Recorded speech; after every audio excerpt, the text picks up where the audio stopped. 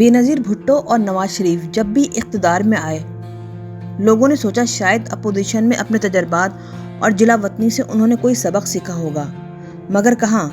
अक्सर लोगों की तरह मैं भी अपने वतन को मायूसी के आलम में ढलवान से उतरता हुआ देखता रहा। 1990 के अशरे में पाकिस्तानी क़नूतियत का शिकार होने लगे। मुल्क में अफरा तफरी और बदअमनी बढ़ती चली गई। तकरीबन हर कौमी इदारा तबाह कर दिया गया। ज़िंदगी के हर शोबे में ईवान वज़ीर आज़म से वुज़रा तक, वुज़रा से अरकान पार्लिमान और अफसरशाही से पुलिस और अदालतों तक करप्शन कैंसर की तरह फैलता गया। 1990 में हाई कोर्ट ने आईजी पुलिस अब्बास खान से पूछा, पुलिस में इस कदर बदउनवानी क्यों है? उनका जवाब था, 25,000 पुलिस वाले सिफारिश पर भर्ती हुए हैं और उनमें से बाज़ जराइम पेशा हैं। उन्होंने नवाज शरीफ की क़यादत में काम करने वाली पंजाब हुकूमत को इसका ज़िम्मेदार ठहराया। सिंध में पीपल्स पार्टी और MQM के मुश्तरका हुकूमत ने बिल्कुल यही तर्ज अमल इख्तियार किया। अपने लोग उन्होंने कानून नाफिज करने वाले इदारों में ठूंस दिए, हालांकि उनमें से बाज़ कानून के मुजरिम थे। पुलिस इस तरह तबाह कर दी गई और ये जानबूझकर हुआ क्योंकि वो इलेक्शन जीतने और मुखालिफिन की ज़िंदगी हराम करने के काम आती है। माशरे का इखलाकी पैरहन उधड़ने लगा। 1996 में ट्रांसपेरेंसी इंटरनेशनल ने 58 मुल्कों के मुकाबले में पाकिस्तान को दुनिया का दूसरा सबसे ज़्यादा करप्ट मुल्क करार दिया। मईशत का हाल भी यही था। बिलवास्ता टैक्सों की वजह से बेरोज़गारी और अफराते ज़र ने फ़रोग़ पाया। आम लोग जराइम की तरफ माइल होने लगे। 1990 के अशरे में मईशत की शरह नमू कम हुई। बरामदार टैक्सों की आमदन और तरक्याती अखराजात भी कम हुए और गुर्बत में इजाफा हुआ। 1998 में एटमी धमाकों की वजह से आयद होने वाली इक़्तिसादी पाबंदियों की वजह से सूरत हाल मज़ीद गंभीर हो गई। जिस चीज़ ने मुझे सबसे ज़्यादा दुख पहुंचाया वो माहौलियाती आलूदगी और सकाफ़ती बहरान था। मेरे लिए मुल्क का हुस्न शहरों में नहीं, पहाड़ों, मैदानों, वादियों में होता है। 1980 के अशरे में माहौलियाती हुस्न को बरकरार रखने की तहरीक जोबन पर थी। इधर पाकिस्तान में हम हर वो चीज़ बेदर्दी से बर्बाद कर रहे थे जिसे बचा रखना ज़रूरी था। जंगल कट गए, दरिया आलूद हुए, तारीख़ी यादगारें खस्ता व बदहाल और सबसे बढ़कर जंगली हयात मादूम होती चली गईं।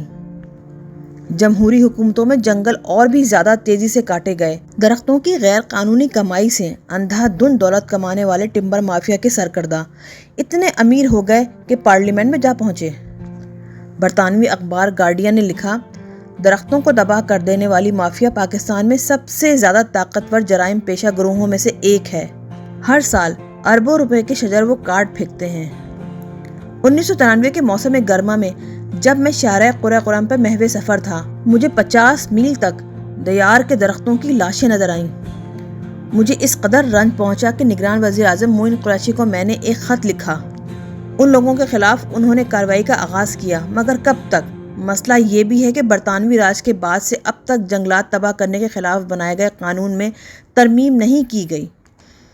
फ़कत चंद सौ रुपये जुर्माना आयद किया जाता है। 2009 में अक़वाम मुत्तहदा के इदारे खुराक व ज़राअत की तरफ से किए गए एक सर्वे के मुताबिक पाकिस्तान में जंगलात की शरह दुनिया भर में सबसे कम है, यानी 2.5%। दूसरी तरफ हमारे यहाँ जंगलात काटने की रफ्तार एशिया में सबसे ज़्यादा है, यानी 2.1% सालाना।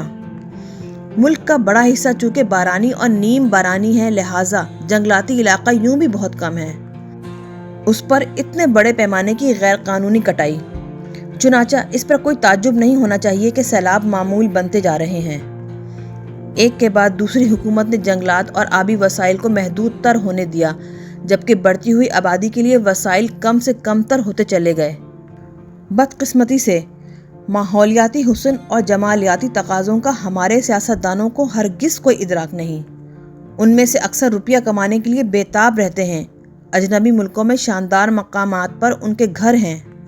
अपने बच्चों को वो मरी नहीं, अमरीका और कनाडा में पढ़ाते हैं। कौम के मुस्तकबिल से उनकी कोई वाबस्तगी नहीं।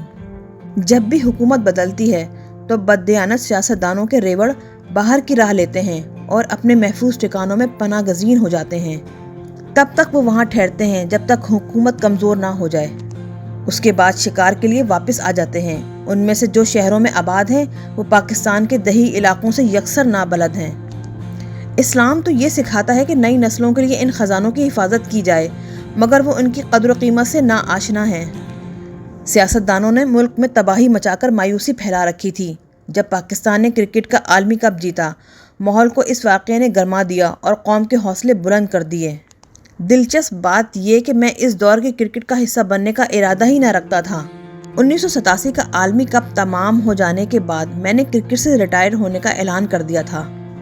جنرل محمد ضیاء الحق نے قومی ٹیلی ویژن پر خطاب کرتے ہوئے مجھ سے اپنا فیصلہ واپس لینے کی اپیل کی۔ قومی ٹیم کے اعزاز میں ایک عشائیہ کے ہنگامے میں وہ مجھے ایک کمرے میں لے گئے اور کہا، حرف انکار سے میری بے عزتی نہ کر دینا۔ انہوں نے مزید کہا، میں تم سے درخواست کرتا ہوں کہ اپنے وطن کی خاطر کھیل میں لوٹ آؤ۔ جذبہ حب الوطنی کے زیر اثر اب مجھے ہاں ہی کہنا تھا۔ ایک اور سبب بھی تھا، ایک پیاسی تمنا کا کہ کاش میں ایک بار ویسٹ انڈیز کو ہرا سکوں۔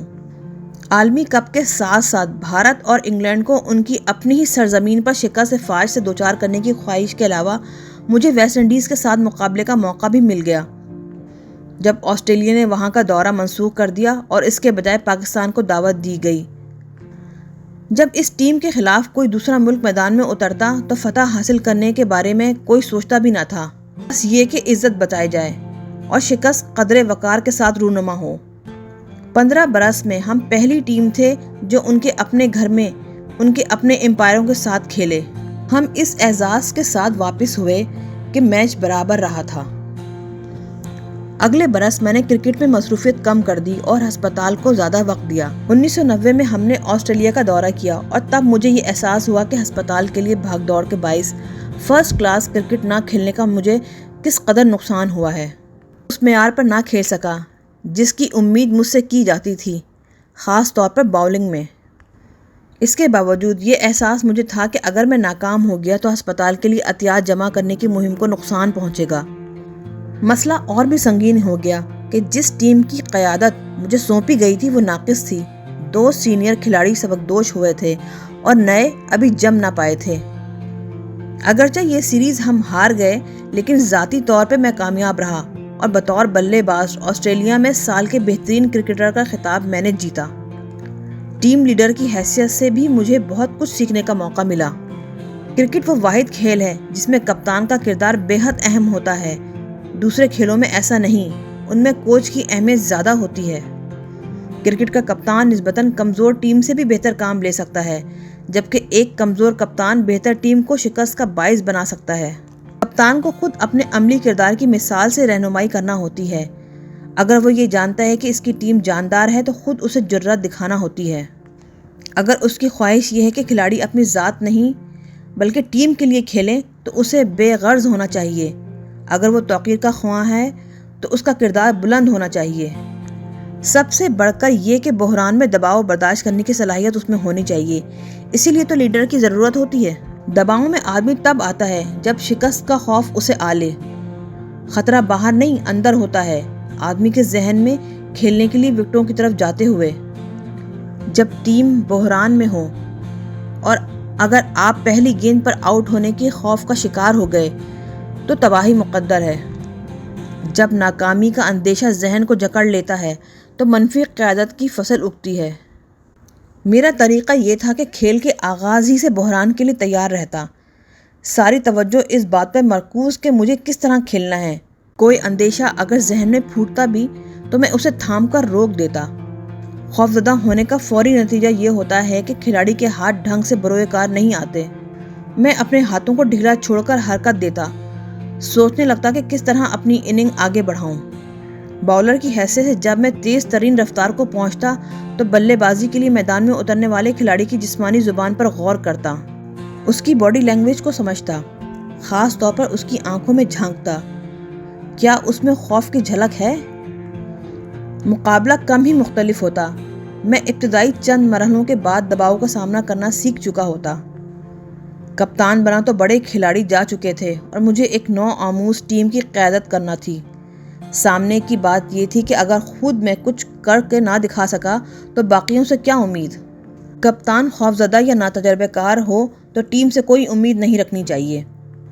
انکشاف ہوا کہ لیڈر کا اصل کردار بحران میں ہوتا ہے۔ پے در پہ بحران کا سامنا کر کے مشکل حالات میں کھیلنا میں نے سیکھ لیا۔ 1980 میں دنیا میں سب سے زیادہ اچھی ویسٹ انڈیز کی ٹیم کا نسخہ تھا کہ وہ کپتان کو ہدف بناتی ہے۔ مخالف ٹیم کا کیپٹن اگر ڈھہ پڑا تو باقی کام آسان ہو جاتا۔ میرے نزدیک ٹیم کے لیڈر کی حیثیت سے میری سب سے بڑی کامیابی یہ کہ اس دہائی میں واحد کپتان تھا جس نے بہت بہتر ٹیم کا 3 بار مقابلہ کیا اور ہارا نہیں، اور ہر دوسرے مخالف کو انہوں نے کچل ڈالا۔ میں جب آسٹریلیا سے واپس آیا تو کرکٹ کو خیر بات کہنے کا فیصلہ کیا۔ بہترین وقت میں چھوڑ دینا اچھا تھا۔ اب میں ساری توجہ ہسپتال پہ مرکوز کرنے کا خواہاں تھا۔ ایک اور سیریز کا خطرہ مول نہ لینا چاہتا تھا۔ خواہش یہ تھی کہ خود کو دوسروں کے رحم و کرم پر چھوڑ دینے کے بجائے اپنے مقدر کا آپ فیصلہ کروں۔ پاکستان تو کیا، عالمی کرکٹ میں بھی کم ہی ایسا ہوا ہے کہ کسی کھلاڑی نے اپنے طور پر سبکدوش ہونے کا فیصلہ کیا ہو، الگ ہونے کا باقاعدہ اعلان کیے بغیر کھیل کو ترک کر دیا اور ان چیزوں میں مصروف ہو گیا قبل ازیں جن کی فرصت نہ پاتا تھا۔ پہاڑوں میں مٹر گشت اور تیتر کا شکار سے لوٹ کر آیا اور میں نے ہسپتال کے بورڈ آف گورنرز کو اپنے فیصلے سے مطلع کیا تو وہ خوفزدہ ہو گئے۔ ان سب کا کہنا تھا کہ اگر ایسا ہوا تو کچھ عرصے بعد ہی عطیات کا آنا بند ہو جائے گا۔ کرکٹ کے بارے میں وہ تو کچھ زیادہ نہیں جانتے تھے، مگر یہ بات وہ جانتے تھے کہ مسلسل تشہیر کا یہ بہترین ذریعہ ہے۔ اتنی سی بات تو مجھے بھی معلوم تھی کہ کرکٹ کی دیوانی پاکستانی قوم کے لیے اس سے بڑی خوشخبری ہو ہی نہیں سکتی کہ عالمی ورلڈ کپ جو دوسری بار آسٹریلیا میں برپا ہونا تھا جیت لیا جائے۔ میں نے سوچا ہسپتال کو بہت بڑی رقوم کی ضرورت ہے، بہتر یہی ہے کہ کوئی ڈرامائی طریق اختیار کیا جائے، مثال کے طور پر عالمی کپ میں فتح۔ چنانچہ 1 سال قبل ہی پوری عرق ریزی سے میں نے اس ٹیم کے بارے میں سوچنا شروع کر دیا۔ میں نے طے کر لیا تھا کہ پوری عرق ریزی سے آخری بار عالمی کرکٹ کھیلوں گا۔ بہترین جسمانی صحت کے لیے ہر ممکن تدابیر اور کوششیں میں نے کر ڈالنے کا عہد کر لیا۔ میری عمر 39 سال ہو چکی تھی۔ عہد شباب کے عروج سے میں آگے نکل رہا تھا۔ ہسپتال کا انحصار ورلڈ کپ میں ہماری کامیابی پر تھا۔ میں نے ہسپتال کی مارکیٹنگ کی ٹیم کو بتا دیا کہ وہ ٹرافی جیتنے کو ملحوظ رکھتے ہوئے اپنی حکمت عملی تیار کرے۔ کپتان کے طور پر تیسرا اور کھلاڑی کی حیثیت سے یہ میرا 5واں عالمی کپ تھا۔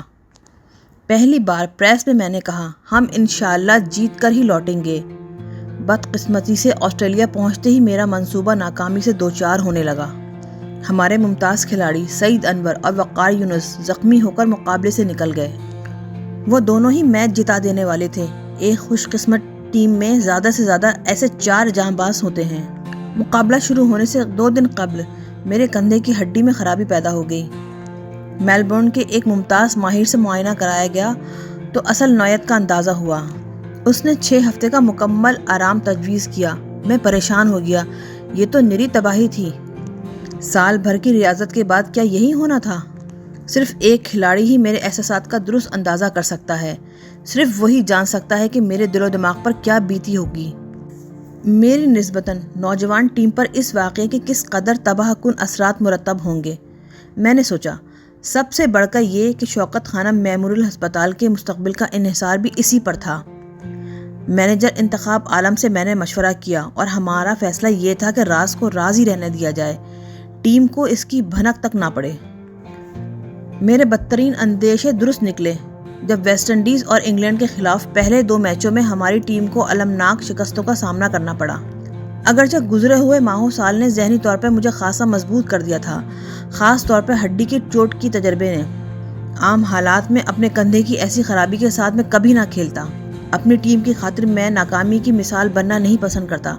پھر یہ ٹیم اگر میرے بغیر جیت سکتی تو میں کھیلنے کا خطرہ کبھی نہ مول لیتا۔ کورٹیزون کے ٹیکے لگوا کر اور درد کش گولیاں کھا کر اب بہرحال مجھے کھیلنا تھا۔ میں اپنے 21 سالہ دور میں کبھی اس حال میں میدان میں نہ اترا تھا۔ چوٹ اتنی شدید تھی کہ عالمی کپ کا مقابلہ ہونے کے 6 ماہ بعد تک میں دائیں ہاتھ سے گلاس تک نہ اٹھا سکتا تھا۔ درد کی ایک شدید لہر کندھے سے گردن تک پھیل جاتی۔ جنہیں عالمی کپ یاد ہے انہیں یہ بھی یاد ہوگا کہ ہم آخری 3 ٹیموں میں شامل تھے، یعنی نیچے سے تیسرے نمبر پر۔ سٹہ بازوں نے ہماری فتح پر 50-1 کا ریٹ لگایا۔ میرے بچپن کے ہیرو، سلیکشن کمیٹی کے چیئرمین اور میرے کزن جاوید برقی زخمی کھلاڑیوں کے متبادل لینے کے موضوع پر فون پر مجھ سے بات کر رہے تھے۔ ان کے لہجے اور انداز سے مجھے لگا کہ ہماری جیت کا سرے سے کوئی امکان ہی نہیں۔ میں نے ان سے کہا ہم کامیاب ہو کر لوٹیں گے۔ فون کے دوسرے سرے پر تھوڑی دیر کے لیے سناٹا چھا گیا۔ بعد میں انہوں نے مجھے بتایا کہ میری بہنوں سے انہوں نے یہ کہا تھا کہ میں آخرکار اپنا رخ بدل چکا تھا۔ میرے عزیز ترین برطانوی دوست جوناتھن مرمیگن نے ایک سچے ساتھی کی طرح حوصلہ بڑھانے کے لیے مجھ سے فون پر بات کی۔ اسی نے قمار بازوں کے بارے میں مجھے بتایا۔ پھر میں نے اس سے درخواست کی کہ وہ ہم پر شرط لگائے۔ اس روز اس نے میری بات نہ مانی۔ اس دن وہ میری رائے سے اتفاق کرنے پر بھی آمادہ نہ تھا۔ میرے عزیز ترین دوست موبی مبشر چودھری نے مجھے مشورہ دیا کہ مقابلے کے بعد میں پاکستان واپس نہ جاؤں، چھٹیاں لوں اور یورپ میں پڑا رہوں۔ اس دوران پاکستانی عوام کے جذبات ٹھنڈے پڑ جائیں گے، یہ تھا لوگوں کا خوف۔ ہر کھلاڑی کو اس صورتحال سے دوچار ہونا پڑا تھا۔ جتنی زیادہ توقعات اتنی ہی زیادہ مایوسی۔ پاکستانی سفیر نے پرتھ میں ٹیم کے اعزاز میں عشائیہ کا اہتمام کیا۔ یہ گویا جنازے کا جلوس تھا۔ میں نے تقریر کی تو کہا اس میں رتی برابر شبہ نہ ہونا چاہیے کہ ہم جیت کر دکھائیں گے۔ جب میں نے یہ بات کہی تو میں سب کے چہروں پہ مایوسی، تعجب اور دل شکستگی دیکھ سکتا تھا۔ تب میں نے ان سے یہ کہنے کی جسارت کی، اسلام میں مایوسی گناہ ہے کہ یہ اللہ تعالیٰ پر عدم اعتماد کا اظہار ہے۔ پاکستانی اخبارات نے یہ تقریر چھاپی اور میرا مذاق اڑایا۔ اسی اثنا میں میری بہن علیمہ، جو ہسپتال کی مارکیٹنگ مہم کی نگرانی کر رہی تھی، اس نے ایک اور بری خبر سنا دی۔ ہسپتال کے عطیات کی مہم دم توڑ چکی ہے۔ پریس نے مجھے قربانی کا بکرا بنا دیا تھا۔ میں نے بہرحال یہی کہا کہ وہ ٹرافی ذہن میں رکھ کر مارکیٹنگ کی ایک نئی مہم کا نقشہ بنا لے۔ بدقسمتی سے اس نے مجھ پر اعتبار نہ کیا، اور جب ہم فاتح بن کر لوٹے تو انکشاف ہوا کہ ہماری کوئی تیاری نہیں ہو سکی تھی۔ میری خود اعتمادی نے ٹیم کا اعتماد کس قدر برقرار رکھا اور ہمیں شکست سے بچا لیا۔ بحران میں ٹیم کپتان کی طرف دیکھا کرتی ہے، مگر وہ یہ نہیں دیکھتے کہ کپتان کہتا کیا ہے، بلکہ یہ دیکھتے ہیں کہ اس کے الفاظ اس کے عمل سے کتنی مطابقت رکھتے ہیں۔ میرے توکل نے میری باڈی لینگویج کو درست رکھا۔ گزشتہ 3 برسوں میں ہم نے کئی بار ناممکن کو ممکن بنایا تھا۔ یہ امر بھی ہمارا مددگار ثابت ہوا۔ 1989 میں تباہی سے دوچار ہونے کے باوجود بھارت میں ہم نے نہرو کپ جیتا۔ کلکتہ میں 1 لاکھ تماشائیوں کے سامنے ہم نے ویسٹ انڈیز کو ہرا دیا تھا، جن کی حمایت میں بھارتی نعرہ زن تھے۔ عالمی کپ میں بھی قسمت نے ہمارا ساتھ دیا۔ اس وقت 2 بار بارش کی پیشن گوئی ہوئی تھی، جب بعد میں ہماری باری تھی۔ اگر 10 منٹ کے لیے بھی بادل برس جاتا تو ہمارا قصہ تمام ہو جاتا۔ قواعد ہی ایسے تھے کہ بارش کی صورت میں بعد ازاں کھیلنے والا کسی بھی طرح جیت نہیں سکتا تھا۔ آکلینڈ میں سیمی فائنل کے دوران بادل گھر آئے، مگر برسے نہیں۔ برابر کی بازی کھیلتے ہوئے ہم آگے نکلے اور جیت گئے۔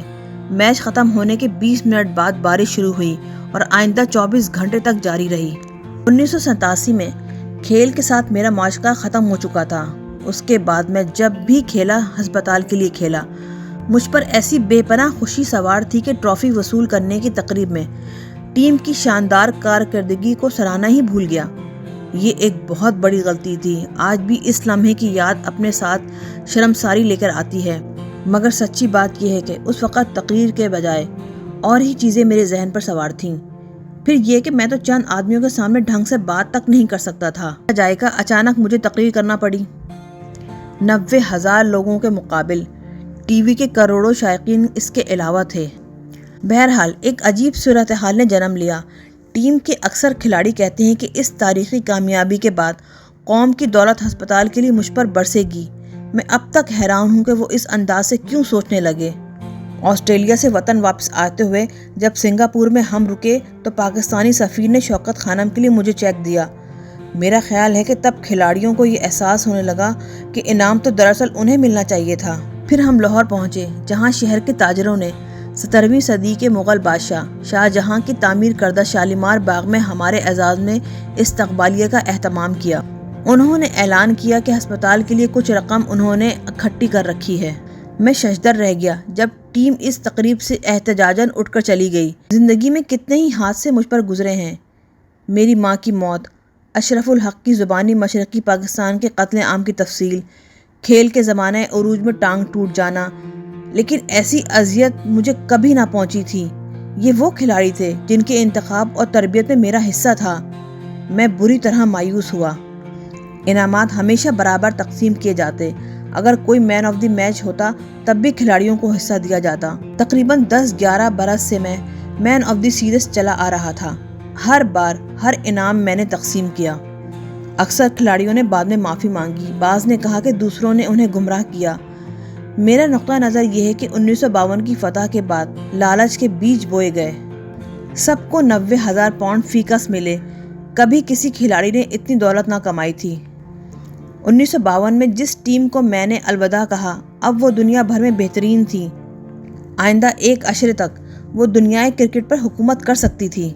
آئندہ کے 2 ورلڈ کپ مقابلے 1996 اور 1999 میں سب سے زیادہ امیدیں انہی سے وابستہ تھیں اور انہی کی جیت کا امکان سب سے زیادہ تھا، لیکن یہ ٹیم اپنی پوری صلاحیت کے مطابق کبھی نہ کھیل پائی۔ 1998 کے بعد ہمیشہ اس پر بے ایمانی کے الزامات لگتے رہے۔ 2000 میں تو زوال اپنی انتہا کو پہنچ گیا۔ کپتان کی حیثیت سے میرے 3 مقابلے سب سے زیادہ مشکل تھے۔ 1988 میں بھارت، 1988 میں ویسٹ انڈیز اور 1992 کا عالمی کپ۔ بھارت اس لیے کہ ان کا گھر تھا اور امپائر بھی ان کے اپنے۔